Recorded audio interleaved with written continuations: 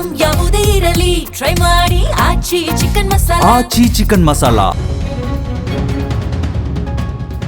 ವೈದ್ಯಕೀಯ ಕಾಲೇಜುಗಳ ಪ್ರವೇಶಾತಿಗಾಗಿ ದೇಶದಾದ್ಯಂತ ಮೇ 3ರಂದು ನಡೆದಿದ್ದ ನೀಟ್ ಯುಜಿ 2026 ಪರೀಕ್ಷೆಯನ್ನ ಪ್ರಶ್ನಪತ್ರಿಕೆ ಸೋರಿಕೆ ಆರೋಪದ ಹಿನ್ನೆಲೆಯಲ್ಲಿ ರದ್ದುಗೊಳಿಸಿ ನ್ಯಾಷನಲ್ ಟೆಸ್ಟಿಂಗ್ ಏಜೆನ್ಸಿ ಆದೇಶ ಹೊರಡಿಸಿದೆ.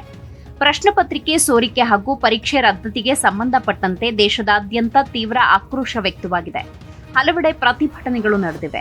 ಈ ನಡುವೆ ಅಕ್ರಮದ ಕುರಿತು ಸಮಗ್ರ ತನಿಖೆ ನಡೆಸುವಂತೆ ಕೇಂದ್ರ ಸರ್ಕಾರ ಸಿಬಿಐಗೆ ನಿರ್ದೇಶನ ನೀಡಿದೆ. ಭಾರತೀಯ ನ್ಯಾಯ ಸಂಹಿತೆಯ ಅಡಿಯಲ್ಲಿ ಸಿಬಿಐ ಪ್ರಕರಣ ದಾಖಲಿಸಿದೆ.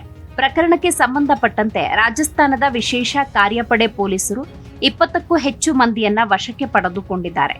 ನೀಟ್ ಪ್ರಶ್ನೆ ಪತ್ರಿಕೆ ಮಹಾರಾಷ್ಟ್ರದ ನಾಸಿಕ್ ಅಥವಾ ಪುಣೆಯಿಂದ ಸೋರಿಕೆಯಾಗಿದೆ ಅಂತ ಹೇಳಲಾಗ್ತಾ ಇದ್ದು 30,000ದಿಂದ 28 ಲಕ್ಷದವರೆಗೆ ಮಾರಾಟವಾಗಿದೆ. 410 ಪ್ರಶ್ನೆಗಳ ಅಭ್ಯಾಸ ಪ್ರಶ್ನೆ ಪತ್ರಿಕೆಗಳ ರೂಪದಲ್ಲಿ ವಿದ್ಯಾರ್ಥಿಗಳಿಗೆ ಹಂಚಿಕೆಯಾಗಿದ್ದು, ಇವುಗಳಲ್ಲಿದ್ದ 120 ಪ್ರಶ್ನೆಗಳು ನೀಟ್ ಪ್ರಶ್ನೆ ಪತ್ರಿಕೆಯಲ್ಲಿ ಪುನರಾವರ್ತನೆಯಾಗಿದೆ ಅನ್ನುವುದು ತನಿಖೆಯಿಂದ ಬೆಳಕಿಗೆ ಬಂದಿದೆ.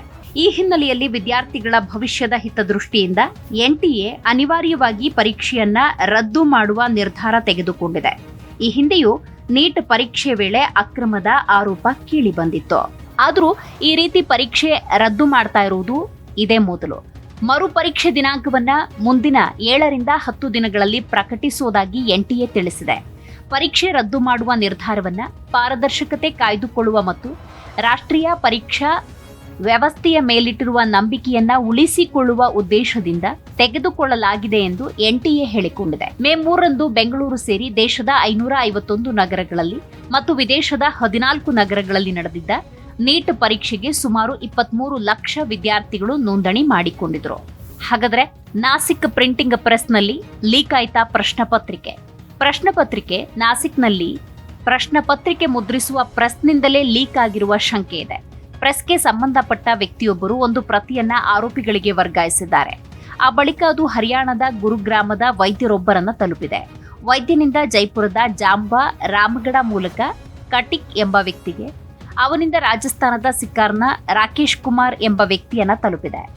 ಆತ ಪ್ರಮುಖ ಕೋಚಿಂಗ್ ಸಂಸ್ಥೆಗಳಿಗೆ ತಲುಪಿಸಿದ್ದಾನೆ.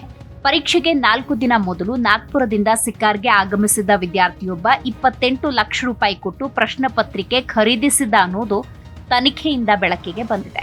ಹಾಗಾದ್ರೆ ಇದು ಗೊತ್ತಾಗಿದ್ದಾದ್ರೂ ಹೇಗೆ? ಪ್ರಶ್ನೆ ಪತ್ರಿಕೆ ಸಿಗುತ್ತಾ ಇದ್ದಂತೆ ರಾಜಸ್ಥಾನದ ಸಿಕ್ಕಾರ್ನ ರಾಕೇಶ್ ಕುಮಾರ್ ಎಂಬಾತ ಕೋಚಿಂಗ್ ಸಂಸ್ಥೆಗಳಿಗೆ ತಲುಪಿಸಿದ್ದಾನೆ. ಕೇರಳದಲ್ಲಿ ವ್ಯಾಸಂಗ ಮಾಡ್ತಾ ಇದ್ದ ರಾಜಸ್ಥಾನ ಮೂಲದ ಎಂಬಿಬಿಎಸ್ ವಿದ್ಯಾರ್ಥಿನಿಗೆ ಪರೀಕ್ಷಾ ಮುನ್ನಾ ದಿನವೇ ಪತ್ರಿಕೆ ದೊರಕಿದೆ.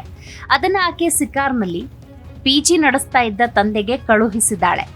ಈ ಪ್ರಶ್ನೆಗಳೇ ನಾಳೆ ಪರೀಕ್ಷೆಯಲ್ಲಿ ಬರಲಿವೆ ಅಂತ ಹೇಳಿದ್ದಾಳೆ. ಪಿಜಿಯಲ್ಲಿರುವ ಹುಡುಗಿಯರಿಗೆ ಹಂಚಲು ಆಕೆ ಹೇಳಿದ್ದಾಳೆ. ಅದರಂತೆ ತಂದೆ ಕೂಡ ಹಂಚಿದ್ದಾನೆ. ಅದೇ ಪ್ರಶ್ನೆಗಳು ಪರೀಕ್ಷೆಗೆ ಬಂದಿವೆ.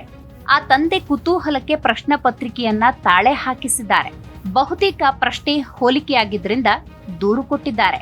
ಪ್ರಶ್ನೆ ಪತ್ರಿಕೆ ಸೋರಿಕೆ ಕಾರಣ ನೀಟ್ ಯುಜಿ ಪರೀಕ್ಷೆ ರದ್ದು ಮಾಡಿದ ಬೆನ್ನಲ್ಲೇ ಸರ್ಕಾರದ ಮೇಲೆ ಮುಗಿಬೀಳ್ತಾ ಇರುವ ವಿಪಕ್ಷಗಳು ಇದು ಆಡಳಿತದ ವೈಫಲ್ಯ ಅಂತ ಆರೋಪಿಸಿವೆ. ಕಾಂಗ್ರೆಸ್ ನಾಯಕ ರಾಹುಲ್ ಗಾಂಧಿ ಮೋದಿ ಅವರ ಅಮೃತ ಕಾಲ ಈಗ ವಿಷಕಾಲವಾಗಿ ಪರಿವರ್ತಿತವಾಗಿದೆ ಅಂತ ವಾಗ್ದಾಳಿ ನಡೆಸಿದ್ದಾರೆ. ಕಳೆದ 9 ವರ್ಷದಲ್ಲಿ 4 ಬಾರಿ ನೀಟ್ ಪ್ರಶ್ನೆ ಪತ್ರಿಕೆ ಸೋರಿಕೆಯಾಗಿದೆ ಎಂದಿರುವ ಆಪ್ ಮುಖ್ಯಸ್ಥ ಅರವಿಂದ್ ಕೇಜ್ರಿವಾಲ್ ಪ್ರತಿಭಟನೆ ನಡೆಸುವಂತೆ ವಿದ್ಯಾರ್ಥಿಗಳಿಗೆ ಕರೆ ಕೊಟ್ಟಿದ್ದಾರೆ. ಇನ್ನು ಈ ಹಿಂದೆಯೂ ನೀಟ್ ಯುಜಿ ಪರೀಕ್ಷೆಯ ಪ್ರಶ್ನೆ ಪತ್ರಿಕೆಗಳ ಸೋರಿಕೆ ಮತ್ತು ಅಕ್ರಮಗಳ ಕುರಿತು ಪ್ರಕರಣಗಳು ದಾಖಲಾಗಿದ್ದಿದೆ. 2024ರಲ್ಲಿ ಪ್ರಶ್ನೆ ಪತ್ರಿಕೆ ಸೋರಿಕೆ 1563 ವಿದ್ಯಾರ್ಥಿಗಳಿಗೆ ತಪ್ಪಾಗಿ ಗ್ರೇಸ್ ಅಂಕಗಳನ್ನು ನೀಡಿದ ಆರೋಪ ವ್ಯಕ್ತವಾಗಿತ್ತು. ಅಲ್ಲದೆ ನಿರ್ದಿಷ್ಟ ಕೇಂದ್ರವೊಂದರ ಕೊಠಡಿಯಲ್ಲಿನ ಕೆಲವು ಅಭ್ಯರ್ಥಿಗಳು ಅತ್ಯಧಿಕ ಅಂಕಗಳನ್ನು ಪಡೆದಿದ್ರು. ಇದು ವಿದ್ಯಾರ್ಥಿಗಳ ವ್ಯಾಪಕ ಆಕ್ರೋಶಕ್ಕೆ ಕಾರಣವಾಗಿತ್ತು. ಬಳಿಕ ಕೆಲ ಪರೀಕ್ಷಾ ಕೇಂದ್ರಗಳಲ್ಲಿ ಮರು ಪರೀಕ್ಷೆ ನಡೆಸಲಾಗಿತ್ತು. 2020 ಮತ್ತು 2021ರ ನೀಟ್ ಯುಜಿ ಪರೀಕ್ಷೆಗಳಲ್ಲೂ ಹಲವು ದೋಷಗಳು ಕಂಡು ಬಂದಿದ್ವು. ಇನ್ನು ರಾಷ್ಟ್ರೀಯ ಪರೀಕ್ಷಾ ಸಂಸ್ಥೆ ಎನ್ಟಿಎನ್ನ ಭಾರತದಲ್ಲಿ ಉನ್ನತ ಶಿಕ್ಷಣ ಸಂಸ್ಥೆಗಳಿಗೆ ಪ್ರವೇಶ ಪರೀಕ್ಷೆಗಳನ್ನು ನಡೆಸಲು ಸ್ಥಾಪಿಸಲಾಯಿತು. ಹಾಗಾದ್ರೆ ಎನ್ಟಿಎ ಸ್ಥಾಪನೆಗೆ ಮುಖ್ಯ ಕಾರಣಗಳು ಏನು ನೋಡೋದಾದ್ರೆ ಸ್ವಾಯತ್ತತೆ ಮತ್ತು ಪಾರದರ್ಶಕತೆ. ಇದು ಶಿಕ್ಷಣ ಸಚಿವಾಲಯದ ಅಡಿಯಲ್ಲಿ ಸ್ವಾಯತ್ತ ಮತ್ತು ಸ್ವಾವಲಂಬಿ ಸಂಸ್ಥೆಯಾಗಿದ್ದು ಪರೀಕ್ಷೆಗಳಲ್ಲಿ ಪಾರದರ್ಶಕತೆ, ವಿಶ್ವಾಸಾರ್ಹತೆ, ದಕ್ಷತೆಯನ್ನ ಇದು ಖಚಿತಪಡಿಸುತ್ತೆ. ಇನ್ನು ಏಕರೂಪದ ಮಾನದಂಡಗಳು.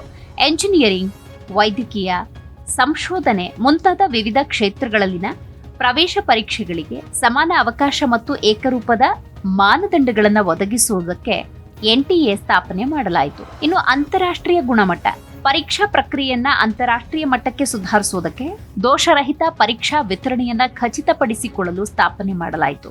ಜೊತೆಗೆ ಪರೀಕ್ಷೆಗಳಲ್ಲಿನ ಪ್ರಶ್ನೆ ಪತ್ರಿಕೆ ಸೋರಿಕೆ ಮತ್ತು ಅಕ್ರಮಗಳನ್ನು ತಡೆಗಟ್ಟುವುದಕ್ಕೆ ಮತ್ತು ಪರೀಕ್ಷಾ ವ್ಯವಸ್ಥೆಯನ್ನ ಬಲಪಡಿಸಲು ರಾಷ್ಟ್ರೀಯ ಪರೀಕ್ಷಾ ಸಂಸ್ಥೆಯನ್ನ ಸ್ಥಾಪನೆ ಮಾಡಲಾಗಿತ್ತು. ಪ್ರವೇಶ ಪರೀಕ್ಷೆಗಳನ್ನ ನಡೆಸುವ ಹೊರೆಯಿಂದ ಕೇಂದ್ರ ಮಾಧ್ಯಮಿಕ ಶಿಕ್ಷಣ ಮಂಡಳಿಯನ್ನ ಮುಕ್ತಗೊಳಿಸಲು 2017 ನವೆಂಬರ್ನಲ್ಲಿ ಕೇಂದ್ರ ಸಚಿವ ಸಂಪುಟ ಎನ್ಟಿಎನ್ನ ಅನುಮೋದಿಸಿತು. ಭಾರತೀಯ ಸಂಘಗಳ ನೋಂದಣಿ ಕಾಯ್ದೆ 1860 ಅಡಿಯಲ್ಲಿ ನೋಂದಾಯಿಸಲ್ಪಟ್ಟ ಇದು ಶಿಕ್ಷಣ ಸಚಿವಾಲಯದ ಅಡಿಯಲ್ಲಿ ಸ್ವಾಯತ್ತ ಸಂಸ್ಥೆಯಾಗಿ ಕಾರ್ಯನಿರ್ವಹಿಸುತ್ತೆ.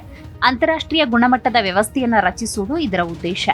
ವಿಭಜಿತ ಪರೀಕ್ಷಾ ವಿಧಾನಗಳಿಂದ ಕೇಂದ್ರೀಕೃತ ತಂತ್ರಜ್ಞಾನ ಚಾಲಿತ ವಿಧಾನದತ್ತ ಸಾಗುವುದು ಇದರ ಉದ್ದೇಶವಾಗಿದೆ.